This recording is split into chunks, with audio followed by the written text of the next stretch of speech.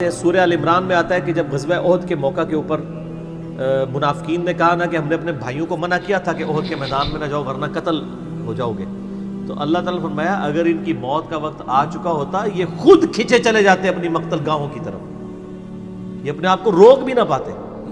پھر سورہ نساء میں آیا کہ تم اپنے آپ کو مضبوط قلعوں میں بھی بند کر لو نا، موت تمہیں وہاں پہ بھی آ کے جائے گی، وہ موت کو آپ ٹال نہیں سکتے، ایک لمحہ نہ آگے ہوگی نہ پیچھے۔ سورہ لقمان کے بالکل اینڈ میں آتا ہے نا کہ 5 علوم اللہ تعالیٰ کے ساتھ خاص ہیں، ان میں ایک ہے کہ کوئی جان نہیں جانتی کہ اس کو کس زمین میں موت آئے گی، ہاں اللہ تعالیٰ وحی کے ذریعے بتا دے۔ جیسے مسلم شریف میں حدیث ہے نبی صلی اللہ علیہ وآلہ وسلم نے غزوہ بدر سے ایک دن پہلے زمین پہ لکیریں کھینچ دی تھی بدر کے میدان میں، یہاں کل ابو جہل کی لاش ہوگی، یہاں عتبہ کی ہوگی، یہاں امیہ ابن خلف کی ہوگی۔ سر اب آپ عمر سیریز دیکھیں نا، وہاں آپ کو لاشیں پڑی ہوئی نظر بھی آئیں، ٹھیک ہو گیا جی؟ تو یہ آپ صلی اللہ علیہ وآلہ وسلم نے پہلے ڈیفائن کر دی تھی ساری چیزیں، تو یہ اللہ تعالیٰ نے آپ کو وحی کے ذریعے بتایا تھا، اللہ تعالیٰ بتا سکتا ہے اپنے پیغمبر کو، تو واقعی موت کا وقت مقرر ہے، وہ ٹل نہیں سکتا۔ لیکن اس پہ یہ بھی سوال ہوتا ہے کہ اگر کوئی شخص کسی کو قتل کر دے تو پھر اس کا کیا قصور ہے؟ وہ اللہ تعالیٰ کا ایک قانون ہے، اس نے مرنا تو تھا، اس میں کوئی شک نہیں ہے، لیکن دنیا میں اللہ تعالیٰ نے رولز اور ریگولیشن کے ساتھ دنیا کو جوڑا ہوا ہے۔ سورۃ البقرہ میں آیا کہ قصاص میں انسانیت کی زندگی ہے، سورۃ المائدہ میں آیا جس نے ایک جان کو ناحق قتل کیا اس نے پوری انسانیت کو قتل کیا، اور جس نے ایک شخص کی جان بچائی پوری انسانیت کی جان بچائی۔ لہٰذا یہ جو کوئی کسی کو قتل کرے گا تو قرآن میں ہے قصاص کے اندر انسانیت کی زندگی ہے۔ انسانیت 2 چیزوں پہ چل رہی ہے، احترام جان اور احترام مال۔ اگر یہ 2 چیزیں نکل جائیں تو معاشرہ نہیں چل سکتا۔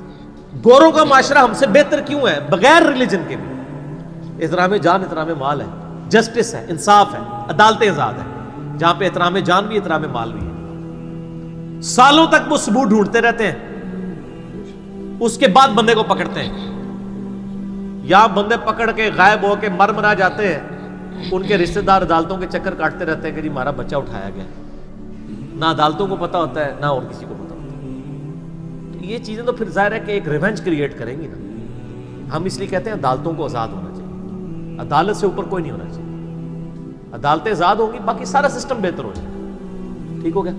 تو یہ یعنی اللہ تعالیٰ نے وقت مقرر کر دیا ہے، وہ آگے پیچھے نہیں ہوگا۔ اور آپ دیکھتے ہیں کتنے لوگ موت کے منہ سے واپس آ جاتے ہیں۔ حضرت خالد بن ولید رضی اللہ تعالیٰ 100 سے زیادہ مار کے لڑے انہوں نے، اور جب موت کا وقت قریب آیا وہ کہتے ہیں میرے جسم کا کوئی ایک حصہ بھی ایسا نہیں جہاں پہ کسی نیزے یا تلوار کا نشان موجود نہ ہو۔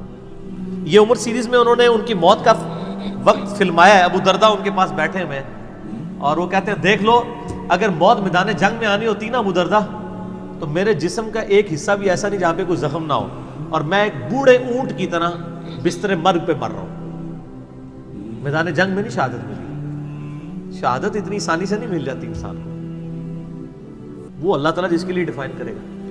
باقی یہ ہے کہ اللہ تعالیٰ نے ان کو ایک فضیلت دی کہ وہ اللہ کی تلوار تھے، ظاہر تلوار تو ٹوٹ نہیں سکتی تھی، تو جو لوگ اللہ کے لیے زندگی گزارے وہ عام حالت میں بھی مرے اللہ تعالیٰ ان کو شہادت کا رتبہ عطا فرما دیتا ہے۔